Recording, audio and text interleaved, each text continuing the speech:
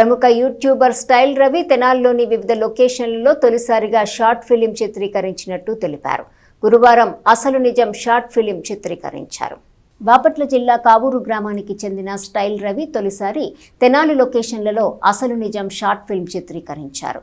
స్థానిక మా ఏపీ కార్యాలయంలో గురువారం విలేకరుల సమావేశంలో వివరాలను తెలియజేశారు. సినీ టీవీ నటుడు వారణాసి పాత్రుడు ప్రధాన పాత్రల్లోనూ సింగరాయకొండ హేమ, మల్లెపాడు రమేష్, తెనాలి సైద ప్రాముఖ్యత గల పాత్రల్లో నటిస్తున్నట్లు చెప్పారు.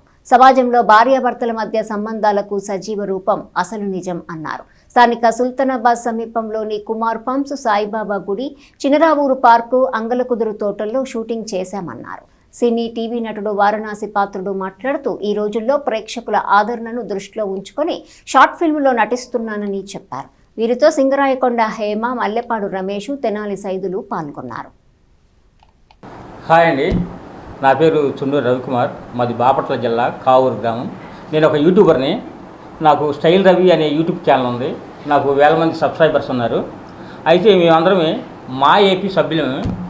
అయితే ఈరోజు మొట్టమొదటిసారిగా అసలు నిజం అనే షార్ట్ ఫిల్మ్ తెనాలిలో తీస్తున్నాం. నాకు వేలల్లో సబ్స్క్రైబర్స్ ఉన్నారు. నాకు నెల నెల యూట్యూబ్ తరఫు నుంచి డబ్బులు వస్తాయి.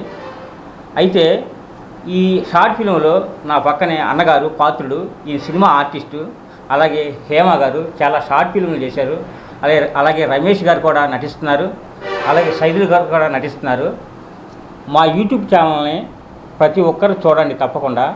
దాంట్లో సమాజంలో జరిగే విషయాలు మేము పూర్తిగా చిత్రీకరించి సమాజంలో ఎలాంటి విషయాలు జరుగుతున్నవి మీరందరూ తెలుసుకోవాలి అనే విషయాలు మేము కంటికి కట్టినట్టుగా షార్ట్ ఫిల్మ్ తీసి అప్లోడ్ చేస్తూ ఉంటాము.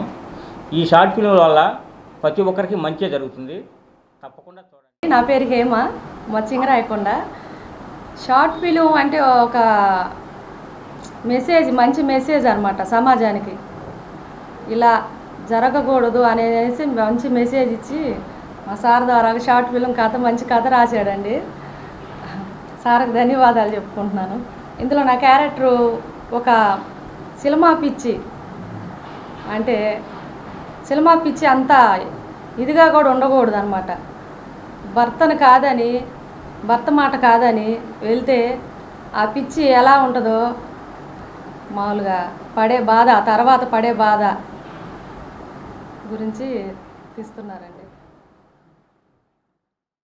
ఈరోజు షార్ట్ ఫిల్మ్కి రవి గారు ఆయన ఎంతో అభిమానంగా ఫోన్ చేసి ఈరోజు మీరు రావాలండి, నా షార్ట్ ఫిల్మ్లో మీరు పాల్గొనాలి, మీరు రావాలని అని ఫోన్ చేశారు సార్ పొద్దున. ఆ మేరకు నేను అకస్మాత్తుగా వచ్చేసేసాను ముందు. ఆయన దాంట్లో మేము పనిచేయడం అనేది మాకు ఎంతో అదృష్టంగా భావిస్తున్నాం సార్.